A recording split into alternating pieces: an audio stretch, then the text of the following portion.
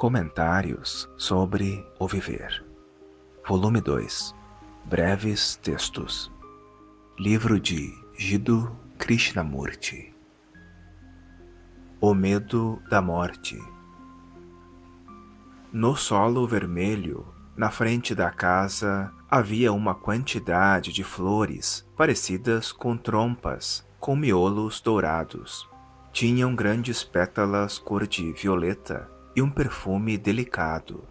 Elas seriam varridas durante o dia, mas na escuridão da noite cobriam o solo vermelho. A trepadeira era forte, com folhas denteadas que cintilavam ao sol da manhã. Algumas crianças caminhavam despreocupadamente sobre as flores, e um homem entrando apressadamente em seu carro nem mesmo olhou para elas.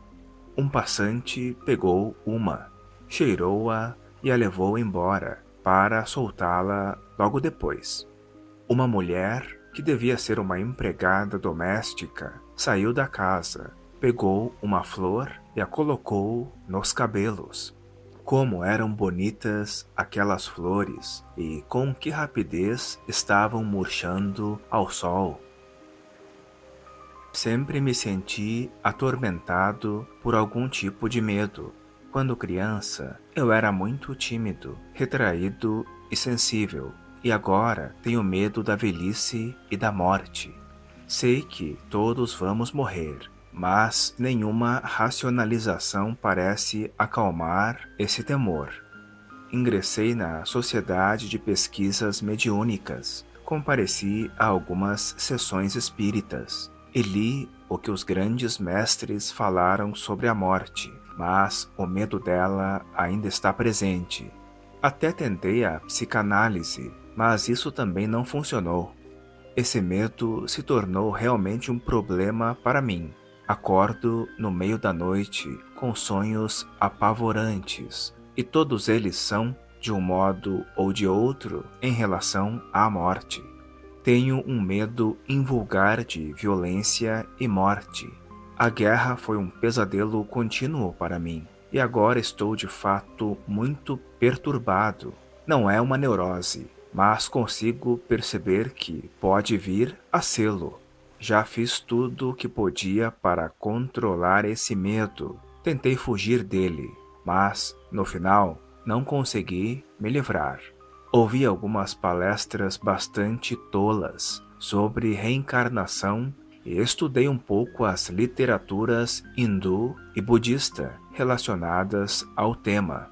Mas tudo foi bastante insatisfatório, pelo menos para mim. Meu medo não é simplesmente superficial, mas muito profundo. Como você aborda o futuro, o amanhã, a morte?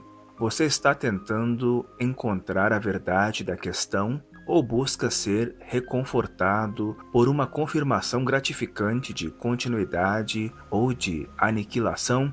Você quer a verdade ou uma resposta reconfortante? Quando você coloca desse modo, realmente não sei do que tenho medo, mas o medo tanto existe quanto é premente.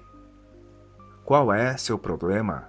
Você quer libertar-se do medo ou está buscando a verdade em relação à morte?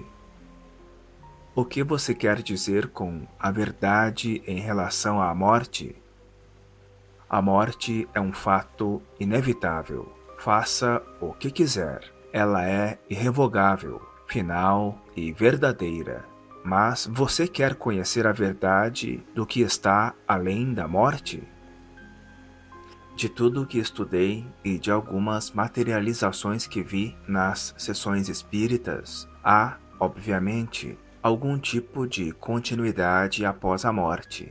O pensamento continua, de alguma forma, o que você mesmo já afirmou. Exatamente como a radiodifusão de músicas, palavras e imagens exigem um receptor do outro lado, assim o pensamento que continua após a morte precisa de um instrumento pelo qual possa se expressar. O instrumento pode ser um médium, ou o pensamento pode encarnar-se de outra maneira. Isso é tudo razoavelmente claro e pode ser experimentado e entendido.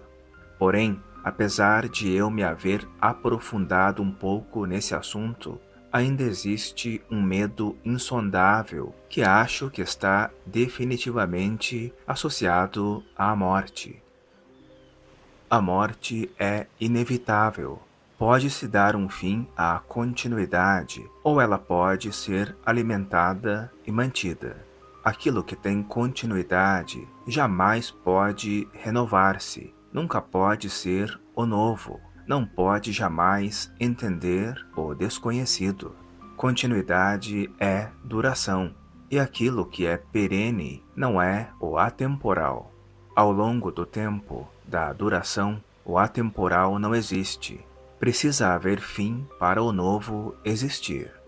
O novo não está dentro da continuação do pensamento. O pensamento é o movimento contínuo no tempo. Esse movimento não pode encerrar dentro de si mesmo um estado de existência que não seja temporal. O pensamento se baseia no passado. Sua própria existência é temporal. O tempo não é só cronológico, mas é considerado um movimento do passado através do presente para o futuro. É o movimento da memória, da palavra, da imagem, do símbolo, do registro, da repetição. O pensamento, a memória, é contínuo pela palavra e repetição. O fim do pensamento é o início do novo. A morte do pensamento é a vida eterna. Precisa haver constante fim para o novo existir. Aquilo que é novo não é contínuo. O novo jamais pode existir dentro do campo do tempo. O novo está somente na morte a cada instante. Deve haver morte todos os dias para o desconhecido existir. O fim é o começo, mas o medo impede o fim. Eu sei que tenho medo e não sei o que existe além disso. O que você quer dizer com medo? O que é medo? Medo não é uma abstração. Ele não existe de forma independente, em isolamento.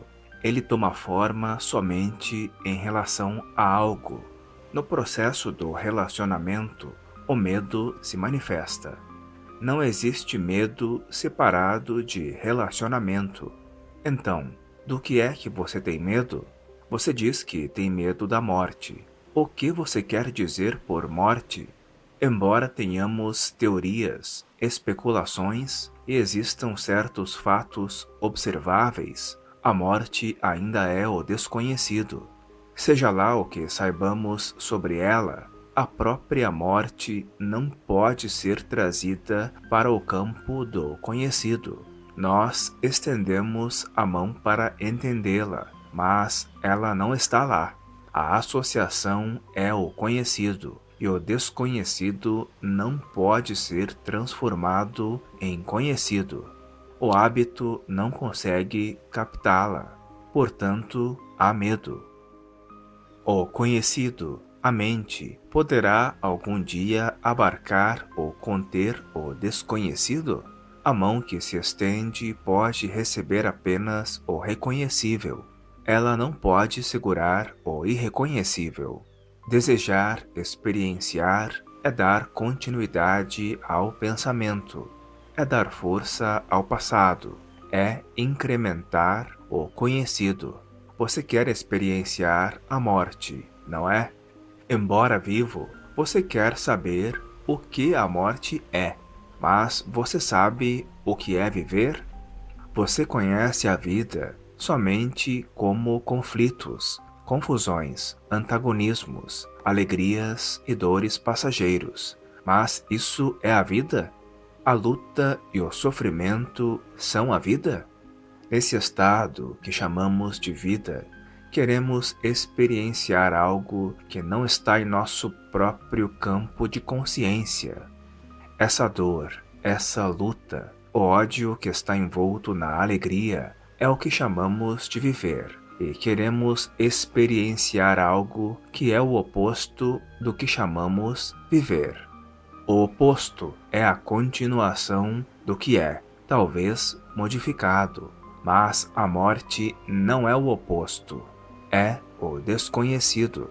O reconhecível anseia experienciar a morte, o desconhecido, mas faça ele o que quiser, não conseguirá experienciar a morte.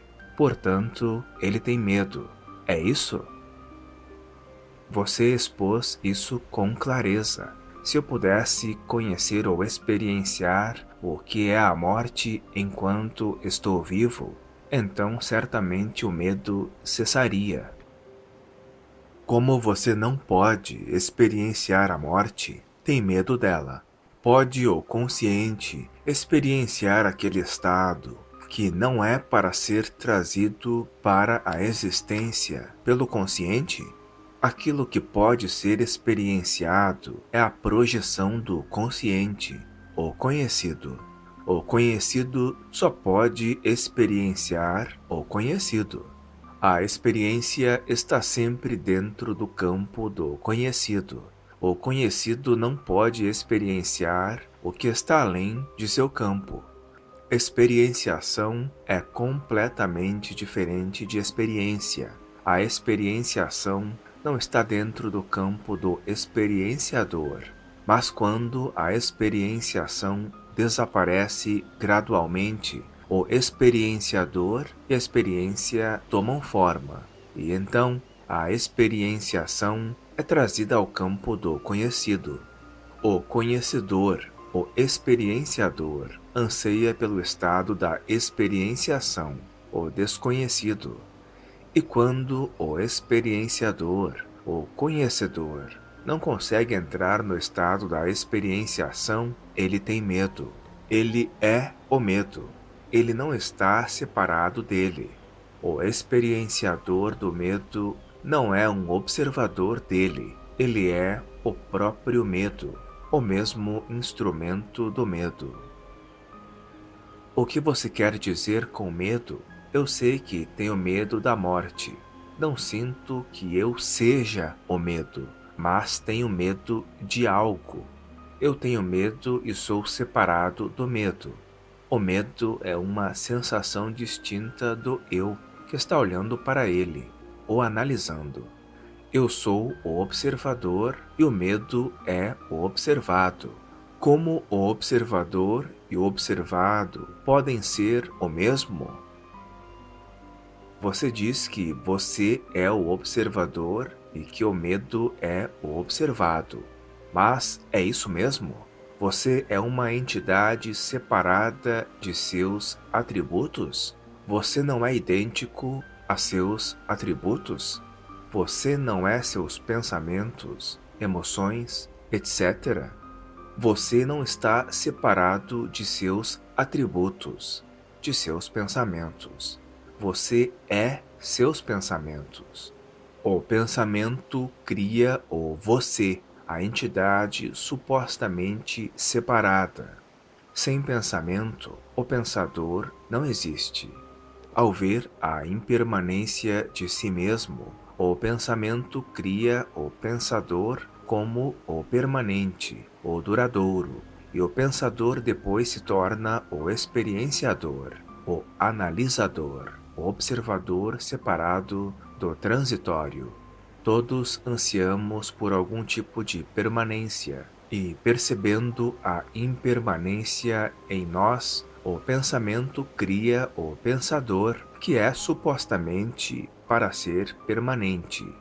O pensador depois prossegue para criar outros estados mais elevados de permanência, a alma, o Atman, o ser superior e assim por diante. O pensamento é a base dessa estrutura toda, mas isso é outro assunto. Estamos interessados no medo. O que é medo? Vamos ver o que é isso. Você diz que tem medo da morte. Como não pode experienciá-la, tem medo dela. A morte é o desconhecido, e você teme o desconhecido. É isso? Agora, você pode ter medo daquilo que não conhece?